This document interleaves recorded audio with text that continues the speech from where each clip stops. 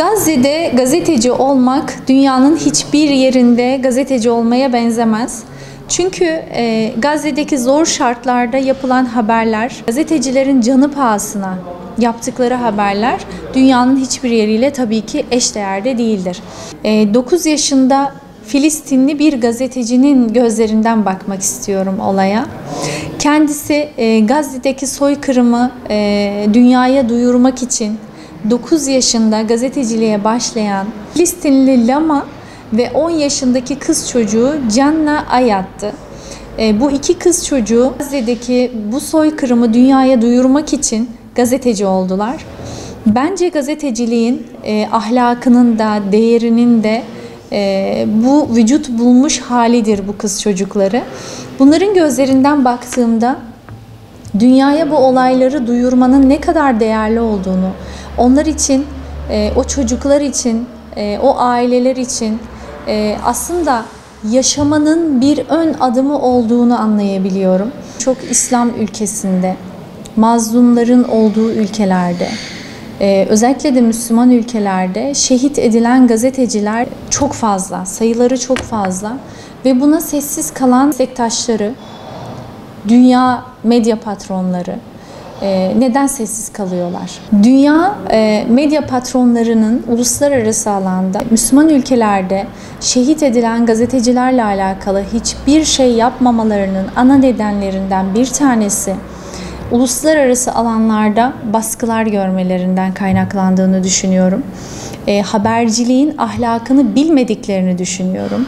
Haberciliği sadece sansasyon yaratmak, dünyadaki siyaseti, bürokrasiyi takip etmek olarak düşündüklerini düşünüyorum. Bunu da haberciliği de tamamen maddi çıkar ilişkisi üzerine kurduklarını düşünüyorum. Müslüman ülkelerdeki ve diğer mazlum ülkelerdeki gazetecilerin yaşadığı zorlukları anlamadıklarını ve bu konuda bencil olduklarını düşünüyorum. Bunun sadece devletler açısından yaptırım olduğunu değil de bireysel açıdan gazeteciliğin ahlakının da kaybedildiğini düşünüyorum. Dolayısıyla Gazze'de yıllardır süregelen bir acı olduğu için insanlar da artık buna alışarak duyarsızlaşmaya başladı. Dolayısıyla biz bu duyarsızlaşmanın önüne geçmemiz gerekiyor. Biz gazeteciler olarak bizim üzerimize düşen şey, düşen görev, Gazze'yi gündemden düşürmemek, Gazze'de yaşananları, Gazze'de çekilen acıları, Gazze'deki katliamları, Gazze'deki şehitlerimizi, bütün bunları hiç durmadan tekrar duyurmamız gerek. Türkiye'deki gündem çok yoğun, Orta Doğu'daki gündem çok yoğun. Orta Doğu'daki Müslümanlar ve Türkiye'deki Müslümanlar kendi dertlerine düştükleri için aslında Gazze'yi bir nevi unuttular. Unutturmamak için elimizden geleni yapmaya çalışıyoruz. Gazze'nin acısını anlatmak 9 yaşındaki, 10 yaşındaki küçücük çocuklarımıza kaldı. Bu beni çok üzüyor, çok incitiyor. Bizim yapmamız gereken şeyler, dediğim gibi bizim üzerimize düşenler bunlar. İsrail Gazze'de bir yılda 183 gazeteciyi katletti, şehit etti. Ve İsrail'in Gazze'de bir yılda yaptığı katliamın öldürdüğü gazetecilerin sayısı dünyada her sene öldürülenlerin 2 katı. Dolayısıyla bizim burada yapmamız gereken bu katliamları elimizden geldiği kadar duyurmak. Duyuramıyorsak da vicdanen bunu kabul etmemek. Meslekler hayatımızın, yaşantımızın olmazsa olmazıdır. Fakat bunun Gazze'deki katliamların, Gazze'deki insanlık dramının mesleğinin olduğunu düşünmüyorum. Bunun gazetecisi de, öğretmeni de, doktoru da, farklı meslekleri de hepsi de aynı. Önemli olan hepimizin vicdan taşıyor olması. Bizim orada yaşanan acılara duyarlı olmamız.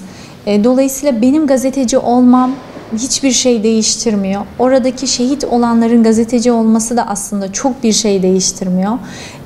Oradakiler şehit, bizlerse vicdan taşıyoruz diye bakıyorum. Allah da zaten insanlara iman edenlerin en üstün olduğunu söyleyerek bunu aslında bize hatırlatıyor ve söylüyor. Orada şehit edilenler gazeteciler, doktorlar, öğretmenler değil.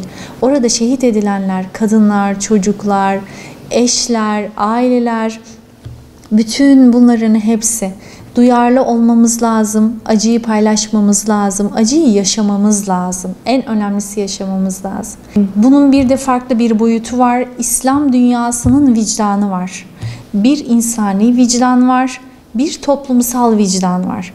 Toplumsal vicdanımızı eğer biz çalıştıramazsak, birlik olamazsak, sesimizi yükseltemezsek, ne yazık ki biz işte o zaman kaybederiz.